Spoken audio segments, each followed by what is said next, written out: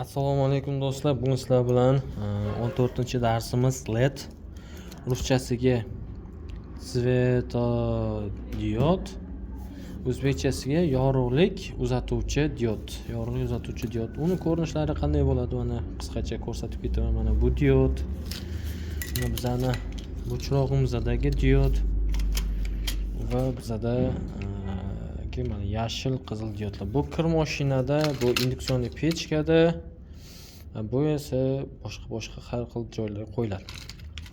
LED svetodiodlar bizda platada asosan nima uchun ishlatiladi?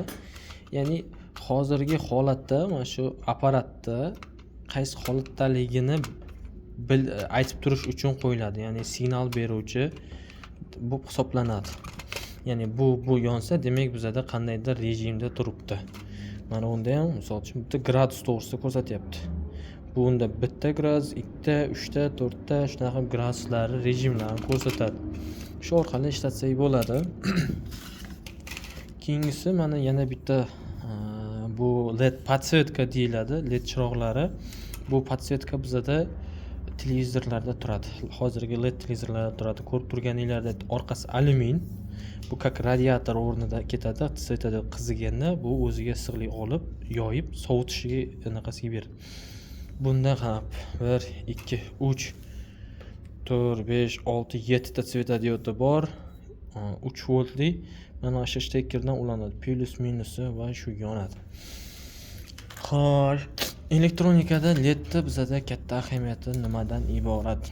Oldinlari bizda LEDlarimiz faqat qizil, sariq, yashil rangda bo'lgan, boshqa ranglar bo'lmagan. Hozirda ranglarimiz ham ko'payib ketdi. Undan tashqari elektronika mana shu yorug'likda inqilobiga katta sababchi bo'lgan oq rangli va rangsiz va oq rangli svetodiodlar katta inqilob olib keldi. Nima uchun? Oq rangli svetodiodlar chiqish boshlagandan keyin biza mana shu lampochkadan nakaливание deydi-ku, o'sha lampochkadan uzilishni boshladik. Nima beradi bizaga? Bu ham yorug'lik beradi, bu ham yorug'lik beradi. Lekin buni KPDsi asosiy foydali ish koeffitsiyenti yorug'lik emas, issiqlikka beradi. Siz misol uchun 100% kuch berdingiz bunga, 100% kuchni 30% ni yorug'likka beradi, qolgan 70% ni issiqlikka chiqarib yuboradi. Siz bu issiqlikdan foydalana olmaysiz, sizga hech qanday foydasi yo'q, lekin bu issiqlik beradi. Shu 30% foydali ishi uchun ham biz buni rosa ishlatardik va bizdan ko'p tok yerdi. Hozirdagi mana LED svetodiodlar juda ham qisqa muddatda, qisqa vaqtda.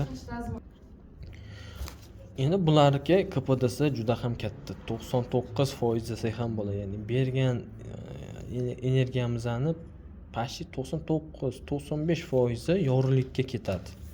Kam quvvat deydi va shu kam quvvatdan hisobidan kattaroq, ko'proq bizga nur chiqarib beradi.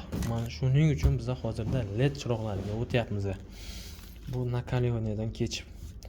Xo'p, endi biz qisqacha ma'lumotlar berib o'tdik. Endi darsga qaytamiz.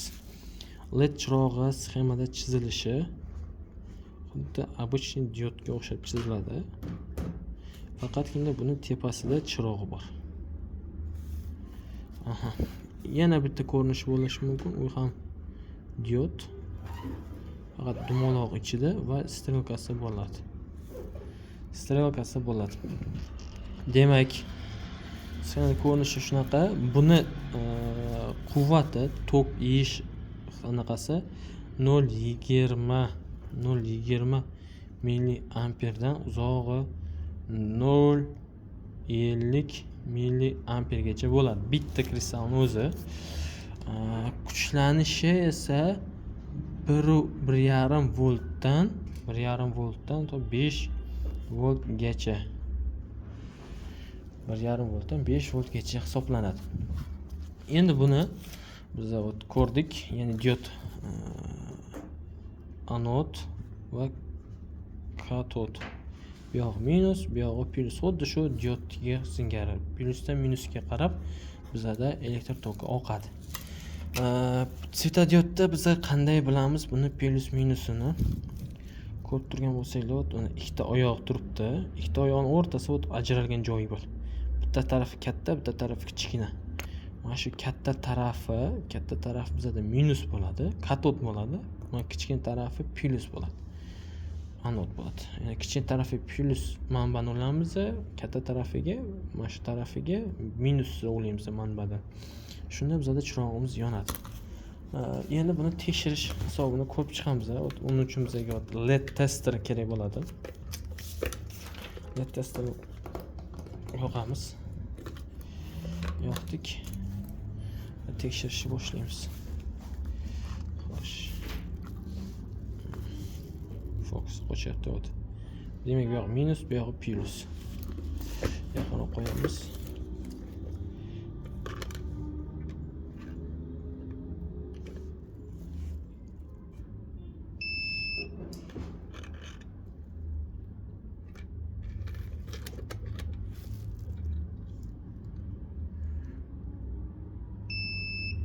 Qaranglar. 207 voltda yonar ekan, 18 milliamper ekan.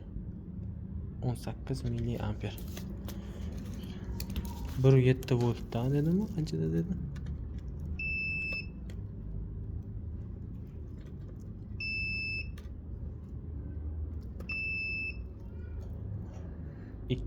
volt 18 milliamper. Demek 207 volt 18 milliamper. 18 milliamper. Endigi masala mana diodni ko'ramiz. Bu bizada televizorda ishlatiladigan diodimiz. Bitta donasi qanaqa ishlar ekan? Plus chizig'i, minusi. Qara 2,5 voltda ishlayapti, 18 milliamper. Bu ham 2,5 volt 18 milliamper. Endiga etap mana chiroqlarimiz. Testni qo'ydik. Buni bilib olamiz. Plusi, minusi. Qaranglar. O'ng tarafimizda kattasi o'tiribdi. Shuning uchun almashtiramiz.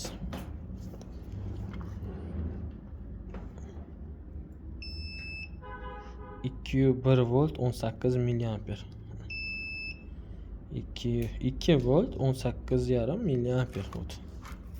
Chiroqlarni tekshiramiz. Keyingi ledimiz bizada. Buni ham qaranglar. O'ng tarafi minus bo'lyapti. Buni ham tekshiramiz.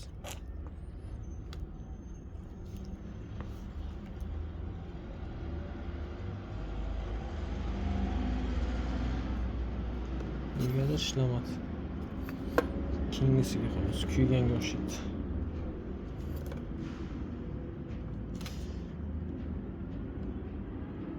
Yo'q.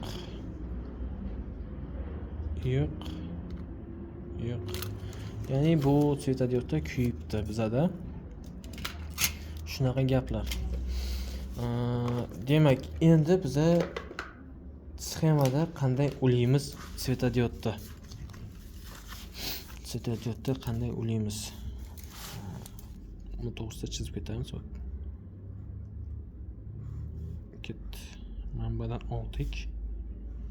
Svetodiodda o'zini srazu to'g'ridan to'g'ri manbaga ulab bo'lmaydi. Обязательно oldida bitta qarshilik bo'lishi kerak, rezistor. Bu yoq minus bo'ladi, bu yoq plus bo'ladi. Shunda to'g'ri ulanish bizada mana shunaqa bo'ladi.